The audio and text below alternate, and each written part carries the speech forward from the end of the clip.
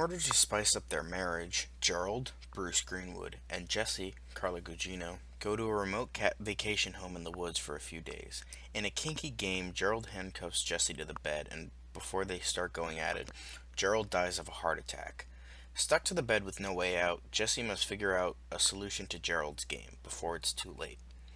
I'm so happy that such a great movie has ended our Stephen King-a-thon because this movie was so fucking good.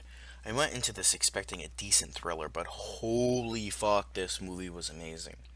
Yet another Netflix original. This comes from well known director Mike Flanagan. He's directed great films such as Oculus, Hush, and Ouija Origin of Evil. He's even tackling another Stephen King adaptation, Doctor Sleep, the sequel to The Shining, coming out in 2020, which I am crazy excited for. He's such an underrated talent.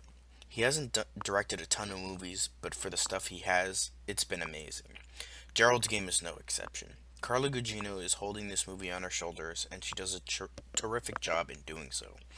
The fact it's all in one location could be a red flag under an incapable director, but Flanagan is no such thing. He makes this movie work so incredibly well, based on suspension and tension to the nth degree. As the film goes on, it just gets creepier and creepier and creepier. It slowly devolves into sick delusion and repressed memories of our main character. Plus, the way she tries to figure out the situation is pretty creative and keeps the audience attention. With the book, you can get away with relying on one character for the entire novel because of how books are structured, obviously. Something with this is Something with this much internal monologue and relying only on one character in a movie format could get boring, but here it somehow works due to the creative writing. Everything just clicks together to make for a suspenseful, creepy, and tension filled film. What I found so surprising is that this is a really love it or hate it affair. I cannot fathom how anybody can hate this movie. Flanagan is one of the best horror directors working today. His most popular works are nothing short of great. I do wish I could explain more things on why this film is so great, but it's definitely one of those movies you have to see. Don't even watch the trailer because it pretty much spoils the entire movie. Go watch it on Netflix. You will not be disappointed. So, that ends Stephen King-a-thon.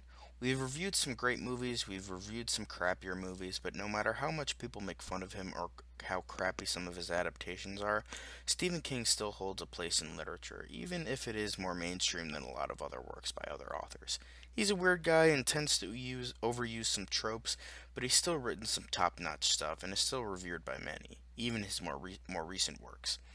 He's been through a lot of trouble in his life and still came out to be a pretty great guy and a better author.